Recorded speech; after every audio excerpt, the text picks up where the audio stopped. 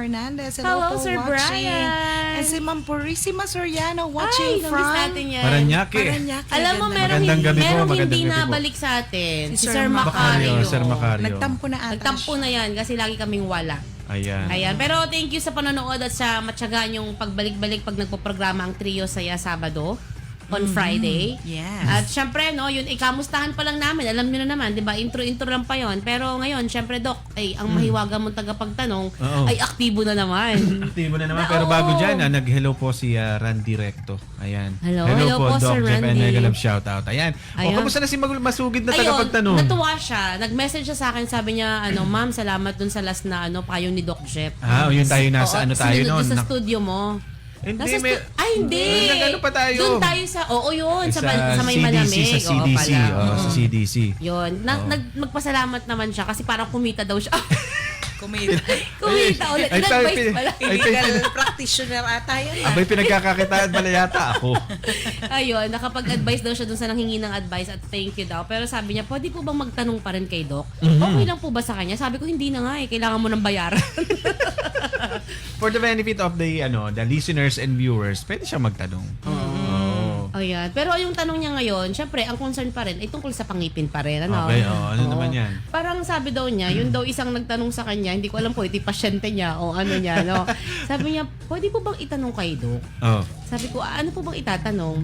Kasi po, yung parang ngipin po nung daw isang niya, maganda naman. Mhm. Maganda yung teeth niya, parang maputi, maliliit.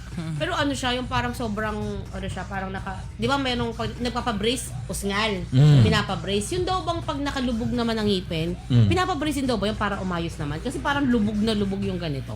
Okay. Kabaligtaran naman. Kabaligtaran. Yung tawag doon ay retrusive maxilla o retrusive mandible. Patay ka spell. Isinusulat na yan, hindi alam ang spelling. Dok, ano po yun? Kaya nga tinetechnical ko para at least hindi na siya makapaningil eh. Pwede yun, yung lubog, no? Kasi sa orthodontics talaga, madaming diagnostics ang kailangan i-consider. Hindi yung kabit lang ng kabit. Kabit, oo. Oo, yung ba nakita mo Huwag na. yung kabit ng kabit. Para may hugot ka ata dyan. Hindi sabi mo, huwag kakabit eh. Ayan, ng brace. Ng braces. So, tinitingnan natin yung patient facial profile, yung hugis ng muka. Pag naka-side view ang patient, maumbok pa yung kanyang labi, lubog ba yung kanyang mandible, kamusta ang lips niya, makapal ba, manipis, etc. etc. At saka yung kahugisan ng mukha. No? So, kinukonsider natin yan. Ngayon, ang tanong niya, pwedeng i-correct yun.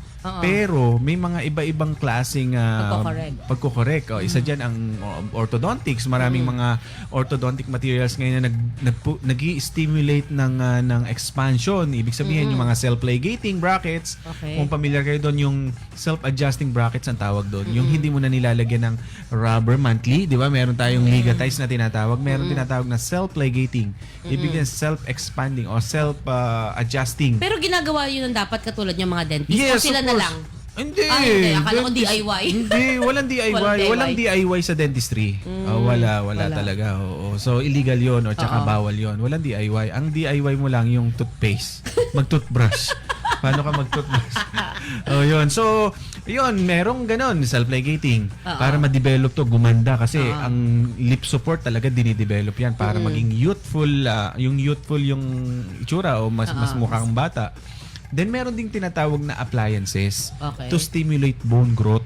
Yun yung mga sagittal appliance, yung mga sinuot mo ba yun? Yung may screw. May grabe yung mga term ni Doc, no? Yung mga sagittal appliance, ibig sabihin ay yun yung parang retainer siya na may screw to develop bone, stimulation of bone growth. Para magkaroon ng buto dito at umumbok. Oo. Pero yun, tumatagal siya ng ilang, parang ilang months ba o taon? Taon yun, no? Parang aantayin mo talaga na parang mag-response din yung depende kasi sa edad, no? Ang mga bata, may mga growth spurt na tinatawag o yung bilis ng pagtubo ng buto o pag-grow, pag-mature ng buto. So, ang mga ideal kasi sa mga ganyan, yung mga 16 years old pataas o madali pa yun. As early as 12 years old, no? Pag medyo medyo matanda may edad na, mga 30 o 40, nag-i-stimulate pa rin ng bone growth yun. Pero mabagal. Pero nag-i-stimulate pa rin. So, yung tanong niya, pwedeng i-correct yun, pero hindi basta-basta lalagyan ka agad. We need diagnostic tools kagaya ng x-ray, ng lateral septal x-ray, Tapos tatanungin pa natin kung may problema ang kanyang TMJ o yung temporomandibular joint niya o yung sa So sa jaw. marami talagang kailangan Oo. i-consider. Kasi useless ang orthodontics kapag hindi na-address ang temporomandibular joint. Lagi namin yan sinasabi, lalo na yung mga nagpa-practice ng TMJ disorder.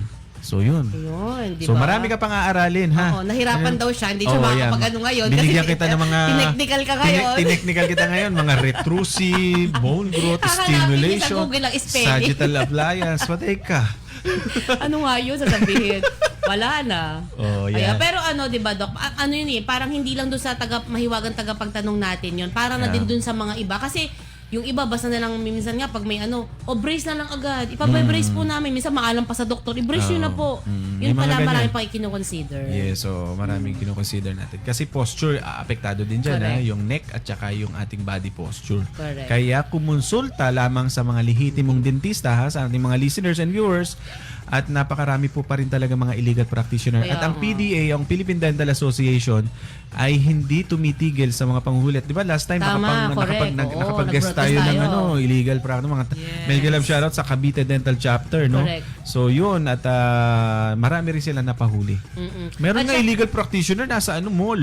O, saan ka ang nakakita? tabang. Grabe naman yun. huli. Hindi, Doc, di ba napa-TV nga, meron ding iba na parang yun nga. Kasi hindi naman porket doktor na, pwede na di bang gawin yung ginagawa nyo. Kailangan makapasa muna, tama ba? Sa board exam. Sa board exam. meron Bago makapag-practice. Yun. Hanggat O. kahit doktor ka na, graduate ka na, pero hindi ka pa nakakapasa, hindi Hindi ka pa rin pwede. pwede allow mag-practice. Yun. Oh. So yun, may mga ganong cases. Yan, Grabe diba? naman, namuhunan pa. Namuhunan sa mall, no? Ang lakas ng loob. Oo, hindi talaga hindi pinalampas yun ng PDA.